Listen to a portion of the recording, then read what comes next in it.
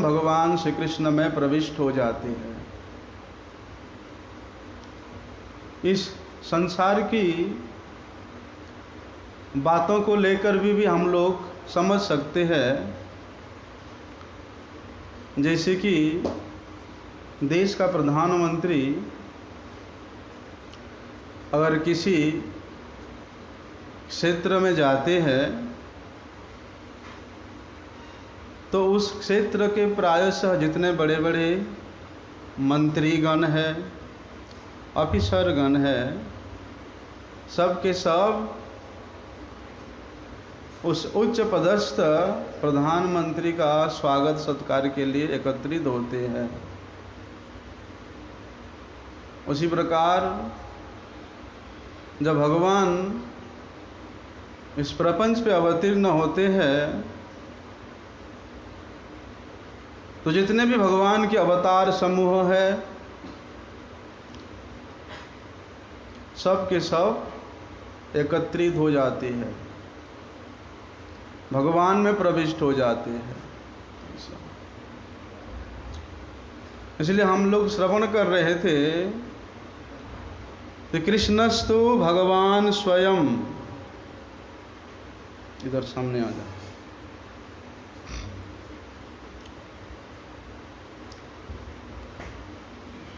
भगवान श्री कृष्ण को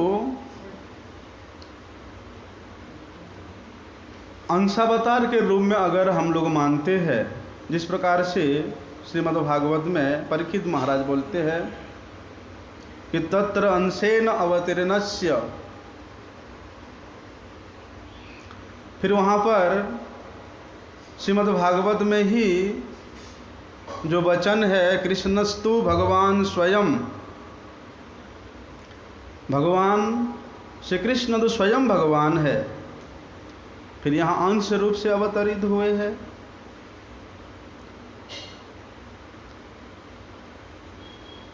अगर इस सिद्धांत को लेते हैं तो ब्रह्मा जी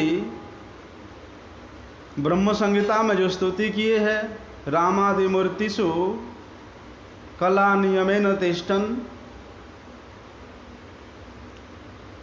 ये वाले सिद्धांत उसके साथ अलग हो जाता है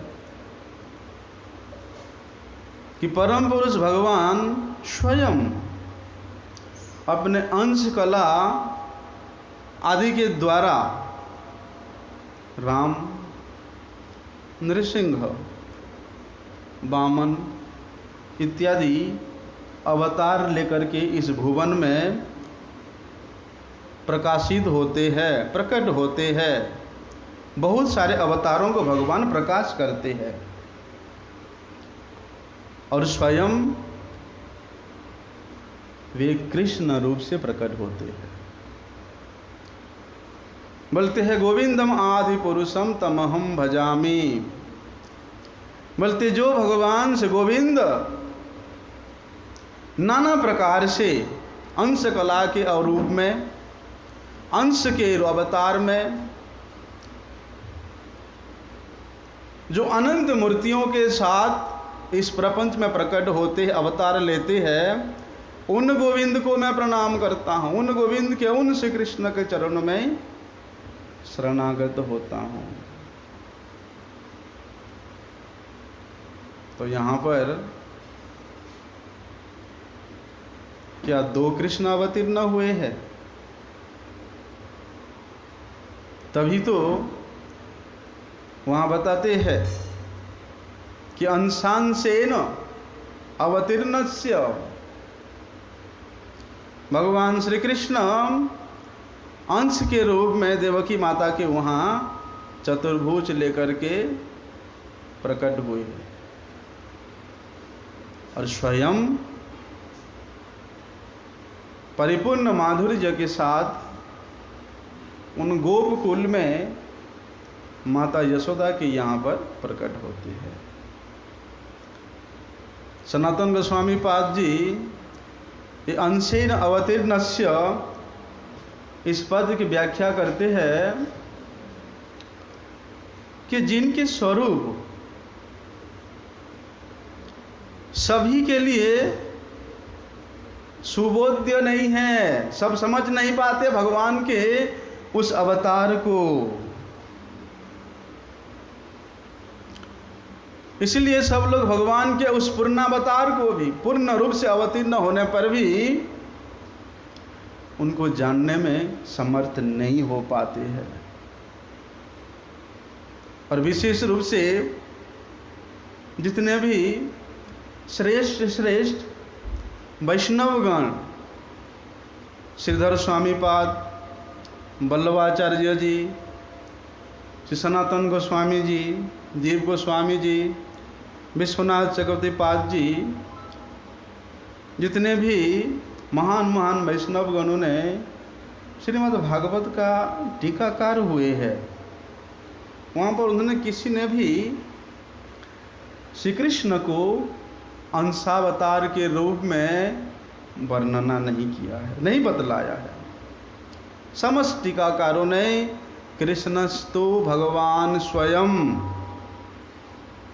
इस मूल मंत्र के आधार पर ही अनेक प्रकार के टीका प्रकाशित किया है, अनेक प्रकार से श्लोकों की व्याख्या भी किया है।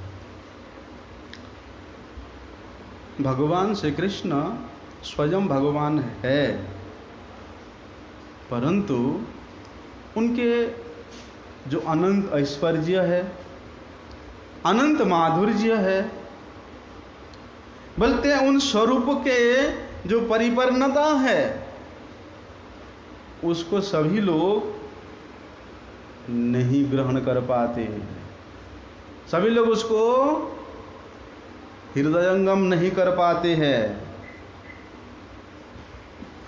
इसीलिए जो साधारण व्यक्ति है उनके दृष्टि से वे अंश है।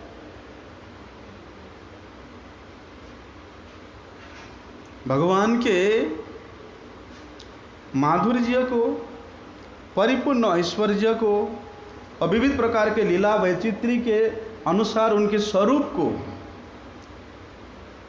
जो द्वादश रस के अनुसार भगवान का स्वरूप भी अलग अलग प्रकार से जब प्रकाशित होता है, उस स्वरूप को केवल कृष्ण तत्वविद भक्तिमान शरणागत भक्त ही उसको समझ पाते हैं, अन्यथा जो साधारण व्यक्ति है उसको कभी भी समझ नहीं पाते, जिस कारण से वे अंश के रूप में उनको भगवान को कहते हैं। वहाँ पर श्रीधर स्वामी पाद जी ने इस बात की व्याख्या किया है, जैसे कि श्रीमद् भागवत में जिस शब्द है अंशेन बलदेव सह, बलदेवेन सह, बोलते अपने अंश के साथ बलदेव जी, अंश को बलदेव जी के साथ में भगवान ने अवतीर्ण हुए, अर्थात साक्षात भगवान प्रकट नहीं हुए, अंशेन बलदेवेन सह, बलदेव जी को लेकर के अपने अंश के साथ भगवान प्रकट हुए हैं। अरे ये बात ये दशम स्कंद के इस कृष्ण लीला में वर्णन मिलता है, जिस प्रकार से दसम स्कंद में इस लीला का वर्णन मिलता है, बोलते उसी प्रकार से बलदेव जी की लीला का भी वर्णन श्रीमद् भागवत में कई जगह में वर्णन है।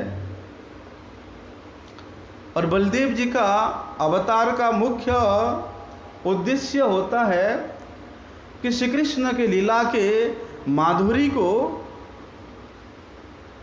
अतिशय बढ़ाने के लिए, श्री कृष्ण के लीला माधुरी को पोषण करने के लिए ही बलदेव जी का विशेष प्रकट रूपता है।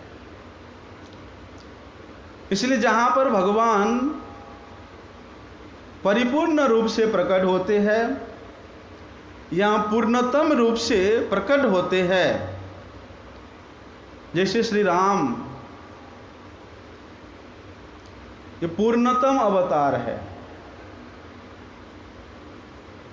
और श्री कृष्ण परिपूर्णतम अवतार है, स्वयं परिपूर्णतम है, अवतारी है।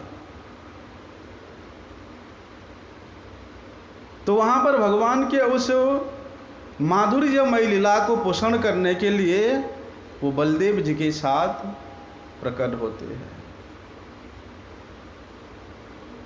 कभी छोटे के रूप में तो कभी बड़े के रूप में। और दशावतार के स्तुति में भी, दशावतार की कथा में भी हम लोग बलदेव जी के अवतार का कथा को श्रवण करते हैं। तो एक प्रकार से अंशावतार कहने से वहां पर शास्त्र विरोध का कोई आशंका नहीं रहता है, क्योंकि श्रीमद् भागवत इस बात को बताता है, अंशेन बलदेव न सह। लेकिन धर्मशील यदु वंश में भगवान श्री कृष्ण यहां अंश के रूप में प्रकट होते हैं। लेकिन नंद यशोदा के यहां उस प्रेम को, गोपियों के, ब्रज गोपगणों के प्रेम को परिपुष्ट करने के लिए भगवान वहां स्वयं परिपूर्ण रूप से अवतीर्ण होते हैं। और इस बात को विशेष रूप से केवल गौड़ीय मठ के सिद्धांत में ही पाया जाता है। बाकी जगह में, अन्य संप्रदायों में केवल भगवान विष्णु ही कृष्ण के रूप में अवतरित हुए हैं, इस प्रकार का वो लोग व्याख्या करते हैं। अर्थात श्री कृष्ण विष्णु का ही अंश के रूप में वो लोग वर्णन करते हैं।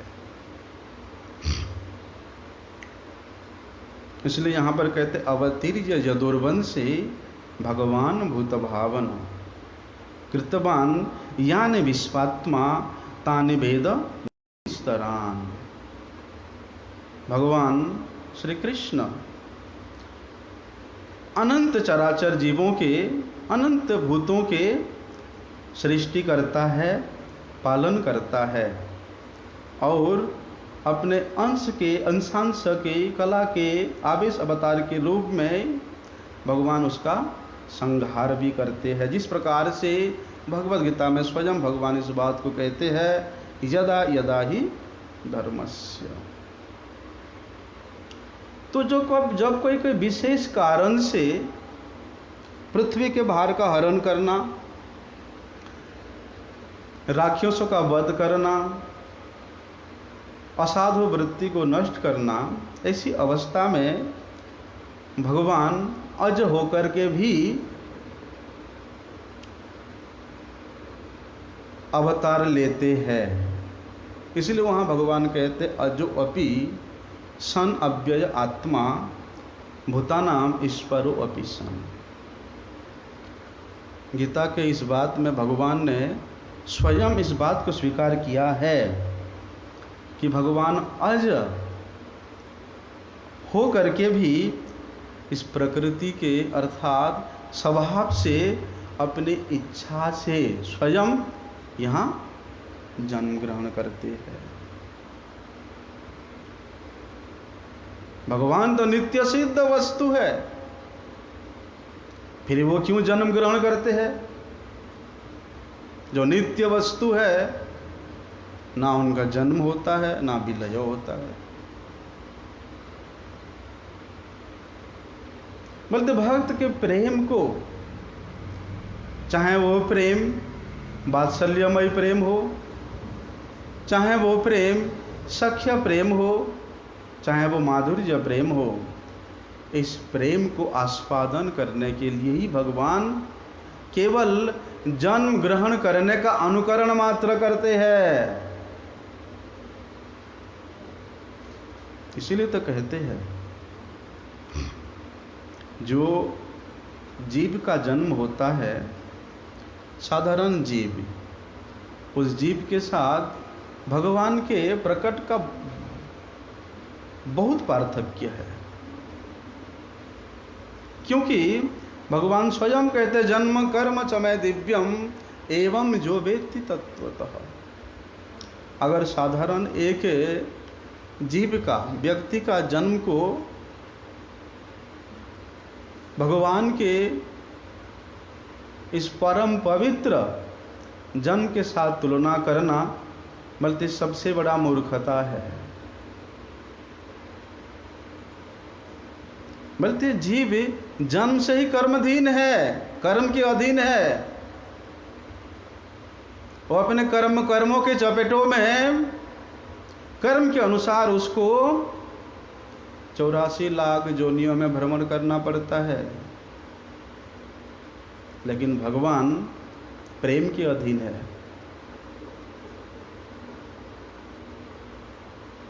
जन्म के अधीन नहीं है भगवान, कर्म के अधीन नहीं, भगवान प्रेम के अधीन है।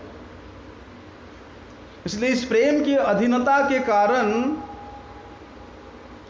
ना केवल आज के दिन में ही भगवान का प्रकट होता है, भगवान नित्य निरंतर प्रत्येक क्षण प्रेम के अधीनता के कारण अपने भक्त के हृदय में प्रकट होते रहते हैं, जन्म ग्रहण करते रहते हैं। इसलिए भगवान के जन्म को बोलते हैं नित्य है, पवित्र है, दिव्य है। साधारण व्यक्ति उसको नहीं समझ सकता है। और इसे भक्त वात्सल्यता के कारण भगवान जिस वंश में जन्म लेते हैं, जिस वंश में जन्म लेकर के इस प्रकार का संबंध स्थापना करते हैं, बोलते उस वंश में उत्पन्न जो महाभाग्यवान व्यक्ति वो भगवान के ज्ञाति जन है, भगवान के कुटुंबी जन है, भगवान के संबंध में वे संबंधित है। ना केवल उस वंश में, जिस वंश में भगवान अवतरित होते हैं, चर्म चक्षु से देखने से लगता है कि भगवान द्वापर युग में इस धराधाम पे प्रकट हुए थे। चलो वही मान लो। बोलते उस युग के अंदर में जितना भी जीव है भगवान सबको पवित्र करते हैं, भगवान सबका उद्धार करते हैं, भगवान सबका मंगल करते हैं, चाहे उसको कोई ग्रहण करे या ना करे। जिस प्रकार से सूर्य उदय होने से होते ही अंधकार दूर हो जाता है और प्रत्येक प्राणी को, प्रत्येक जीव जगत को अपनी किरण का उजाला से उसको उद्भासित करते हैं, चाहे वो चाहें या ना चाहें। उसी प्रकार भगवान जब अवतरित होते हैं तो उस युग के जितने भी जीव जंतु प्राणी मनुष्य होते हैं बल्कि सबका मंगल कर जाते हैं। लेकिन किस प्रकार से भगवान मंगल करते हैं ये समझने की बात है। हम लोग देखते हैं कि भगवान असुरों का वध किया,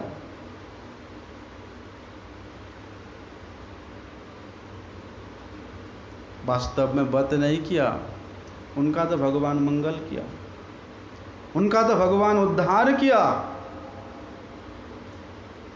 लेकिन विशेष रूप से जिस वंश में भगवान उत्पन्न होते हैं बोलते उस वंश के जो महाभाग्यवान व्यक्ति भगवान के ज्ञाति जन होते हैं, कुटुंबी जन होते हैं। जैसे श्रीमद् भागवत में यादवगण और ब्रज के गोपगण श्री कृष्ण के ज्ञाति जन के रूप में, कुटुंबी जन के रूप में, प्रिय जन के रूप में निर्दिष्ट हुए हैं। भगवान स्वयं इस बात को बोलते हैं। जब भगवान श्री कृष्ण वृंदावन से मथुरा की ओर जा रहे थे तो उसी समय भगवान वृंदावन वासियों को यही बात बोले थे, ज्ञातिन वो द्रष्टुम इच्छामो विधाय सहृदाम सुखम,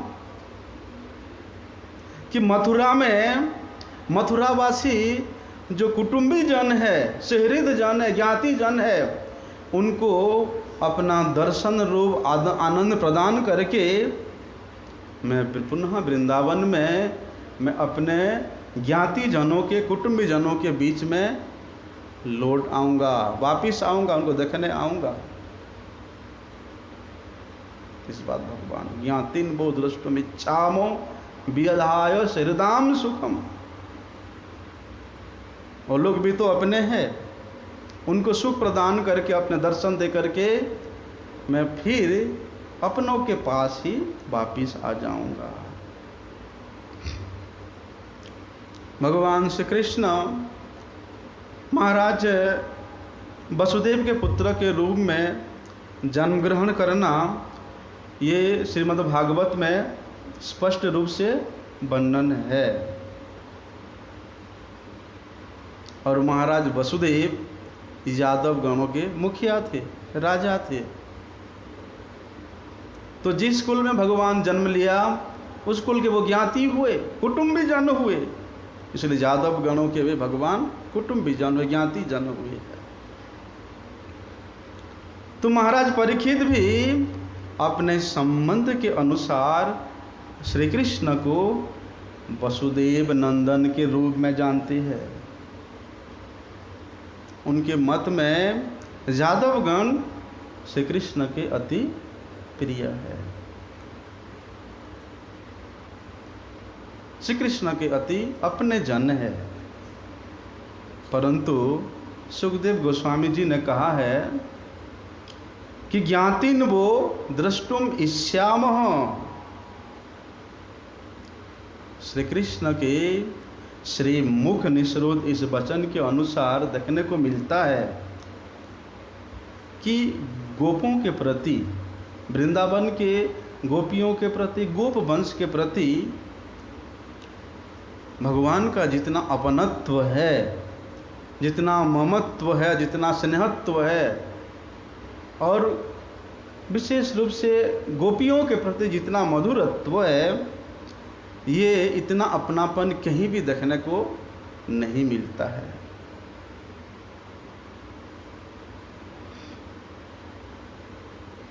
इसलिए वहाँ पर श्री कृष्ण के जो निवास स्थान है उसके विषय में सुखदेव गोस्वामी जी ने गोपों के कुल को ही निर्णय किया है। और वहाँ पर इस प्रकार बताते हैं गोस्वामी जी कि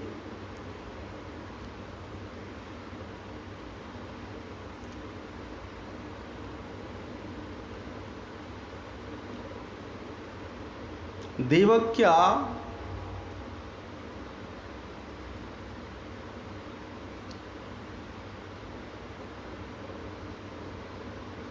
जन्मवादो,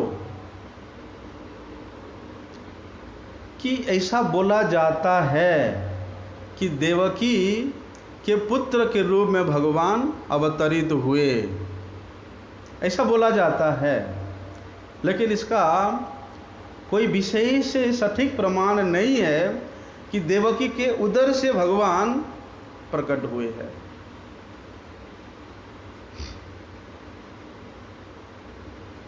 लेकिन यहाँ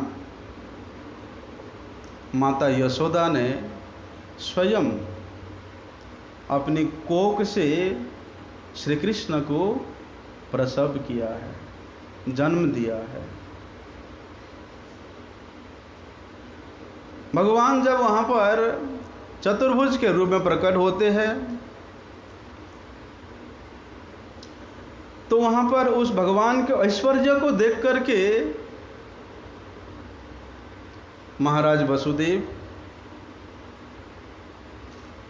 और माता देवकी संभ्रमित हो जाते हैं।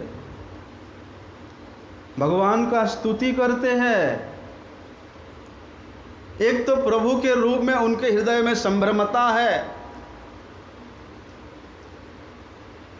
और अपने पुत्र के रूप में लालन पालन करने का एक स्नेहता भी है। अर्थात वहां पर जो परिपूर्ण माधुर्य है, जो पवित्र शुद्ध माधुर्य है, वो नहीं है, मिश्रित माधुर्य है और मिश्रित ऐश्वर्य भी है।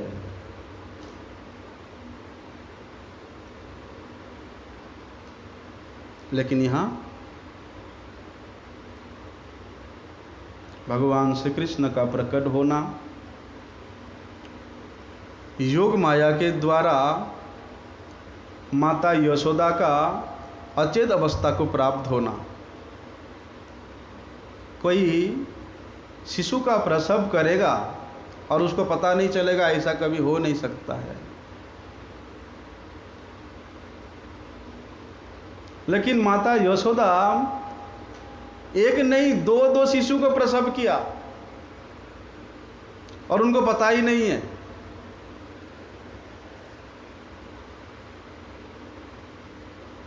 तो यहां भगवान के जो योग माया है, बोलते योग माया केवल उन्हीं भक्तों के ऊपर अपना प्रभाव विस्तार करती है जो भगवान के प्रियजन है।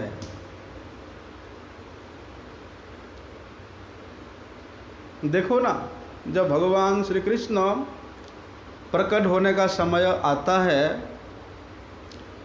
तब सुखदेव गोस्वामी जी श्रीमद् भागवत में कितना सुंदर वर्णन करते हैं कि बोलते हैं समस्त प्रकृति, प्रकृति के प्रत्येक अवयव,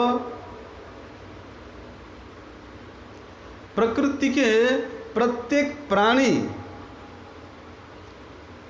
यहां तक कि जो निर्जीव है वो भी एकदम शुद्ध पवित्र वातावरण के साथ प्रफुल्लित हो जाते हैं। लेकिन मथुरा नगरी में, जहां उस कारागार के अंदर स्वयं श्री कृष्ण का प्रकट होना है, उस मथुरा नगरी में, उस मथुरा के राजा के महल में और जितने भी उसके अनुचर है कंस के, सबके यहाँ पर अंधकार छाया हुआ है। अर्थात केवल भगवान उस स्थान पे प्रकट होते हैं, भगवान उस स्थान पे प्रकट होने का आभास को उद्भासित करते हैं जहाँ शुद्धता है, निष्कपटता है, पवित्रता है। लेकिन कंस और कंस की जो साम्राज्य है, राज्य है, राजधानी है, यहां अंधेरा छाया हुआ है। किसी को पता ही नहीं है भगवान श्री कृष्ण प्रकट होंगे।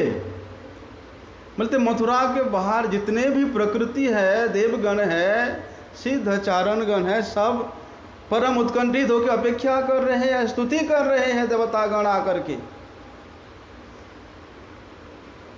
लेकिन कंस के यहाँ कुछ भी पता नहीं है। और एक विशेष बात है, कभी कोई शिशु 8 महीना में जन्म नहीं लेता, लेकिन यहाँ पर एक ही समय में देवकी के यहाँ भी 8 महीना गर्भस्थ होने के बाद भगवान प्रकट होते हैं और माता यशोदा के वहाँ पर भी केवल 8 महीना गर्भस्थ होने के बाद ही वहाँ कृष्ण जन्म लेते हैं।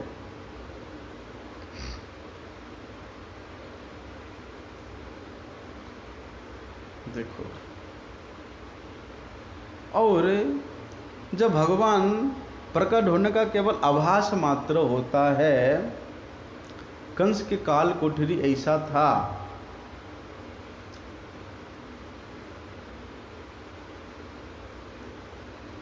कि जब भगवान माता देवकी के उदर में थी, फिर उदर में कौन था? यहां पर तो 8 महीना बाद स्वयं चतुर्भुजधारी भगवान नारायण प्रकट होते हैं।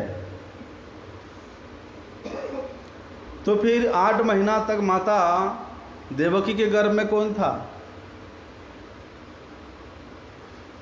जिसको कंस दर्शन कर देखने आया था कि क्या हालचाल है, और माता देवकी के गर्भ में उस गर्भस्थ शिशु का दर्शन करके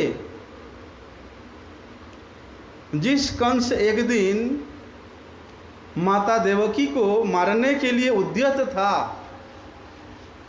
अभी तक 6 पुत्रों का वध भी कर चुका है, और उसको ये पता है कि ये 8वां गर्भ का संतान है और यही मेरा काल है, उसको पता है।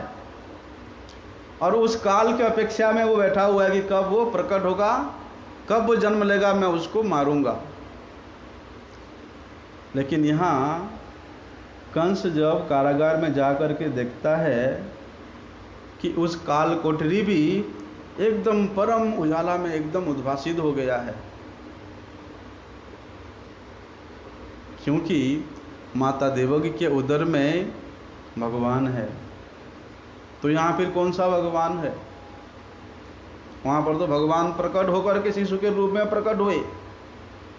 पहले चतुर्भुज के रूप में प्रकट होते हैं, फिर उनके स्तुति इत्यादि करने के बाद भगवान शिशु के रूप में प्रकट होते हैं। फिर 8 महीना से 31 दिन पहले कंस ने जिसको स्तुति किया था वो कौन था? कंस वहां आकर के देखता है, और उस कंस जो मारने के लिए उद्यत था, माता देवकी के उदर का इस प्रकार की आभा को देकर के कंस का मन एकदम पवित्र हो जाता है, और वो अपनी बहन को बड़े प्यारी प्यारी बातें करता है।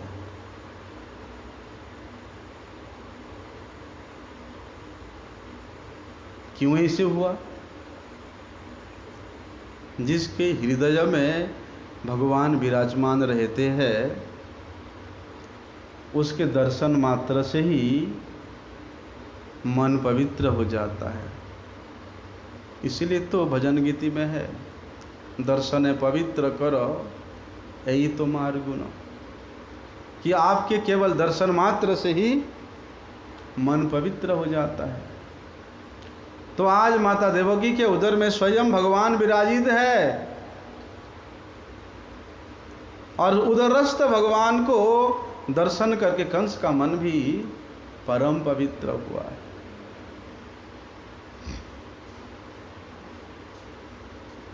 क्यों? भगवान का विशेषता है कि भगवान हमेशा अपने भक्त के हृदय में निवास करते हैं, और माता देवकी कोई हम जैसे साधारण नहीं थी। जिस प्रकार भगवान सच्चिदानंदमय है, उसी प्रकार माता देवकी भी सच्चिदानंदमय है। तभी उस सच्चिदानंदमय स्वरूप में ही भगवान प्रकट होते हैं। हमारे गोस्वामी ने वर्णन किया इस बात को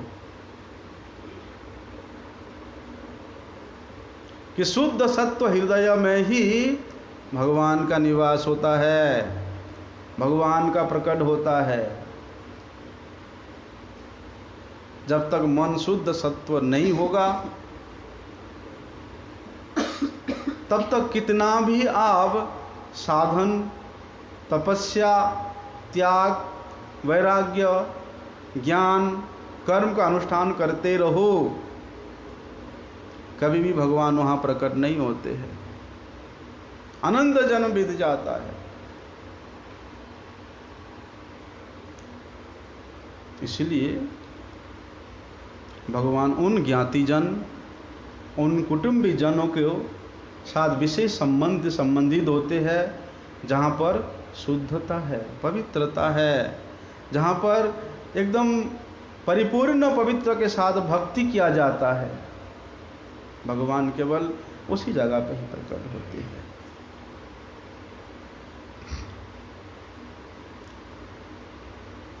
इसलिए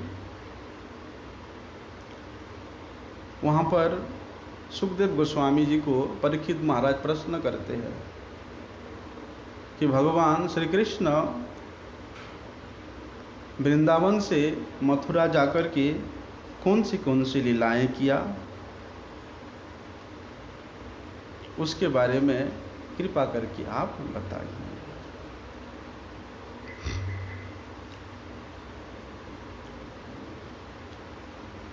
भगवान श्री कृष्ण की जन्म लीला का चर्चा करने पर ऐसा प्रतीत होता है कि कंस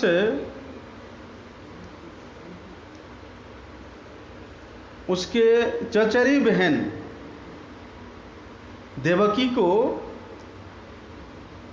वसुदेव के साथ विवाह कराया था। इसलिए एक प्रकार से कंस श्री कृष्ण का मामा ही हुआ। परंतु श्री कृष्ण तो समस्त प्रकार के गुणों के खान है, फिर भी उन्होंने स्वयं अपने हाथों से अपने मामा का वध क्यों किया? मामा का वध करना तो कोई ठीक नहीं है, उचित नहीं है। इसका क्या कारण है? मुझे ये भी बताइए। भगवान के एक एक क्रिया में, भगवान के एक एक लीला में किस प्रकार का अपार करुणा छिपी हुई है, ये केवल भक्ति अनुभव करता है। कंस उसका प्रवृत्ति राक्षसोचित होने के कारण वो कभी भी इस बात को अनुभव नहीं कर पाया कि भगवान किस प्रकार से मुझे कृपा करना चाहते हैं। भगवान तो उसको इतना कृपा किया, कंस को, क्या सोते उठते बैठते चलते फिरते हमेशा उसके आंखों के सामने श्री कृष्ण ही नजर आने लगे। कितना कृपा है। साधुगण कितने जन्मों तक कठोर तपस्या करने के बाद भी, कितना अभ्यास, योग का अभ्यास करने के बाद भी श्री कृष्ण को इस प्रकार अपने स्मरण में नहीं ला पाते हैं। लेकिन कंस, उसका चित्तवृत्ति इस प्रकार भयभीत हो गया था, बोलते वही भया ही उसको परम मंगल के रास्ते पे ले गया। वही भय ही उसको भगवत स्मरण में प्रवृत्त कराया। वही भय ही उसको भगवत प्राप्ति कराया। तो इस प्रकार भगवान की जो अपार करुणा है उसको केवल भक्ति समझ पाता है। देखने में लगता है कि भगवान असुर राक्षसों का वध किया, पुतना, अघासुर, बकासुर इत्यादि राक्षसों का वध किया, देखने में लगता है। वास्तव में भगवान के इन सब क्रिया के अंदर भी इतना करुणा छिपी हुई है कि वो भी वर्णनातीत है। इतना करुणा जिस पुतना ने कालकूट विष दे करके कितना कपटता के साथ, हाथ में खिलाना तो अलग बात है, डायरेक्ट हो जाता है, अपने स्तन पे दूध पिलाने का अभिनय करके स्तन पे ही उस कालकूट विष को स्वर लेकर दे करके वो भगवान को मारने के लिए आया था।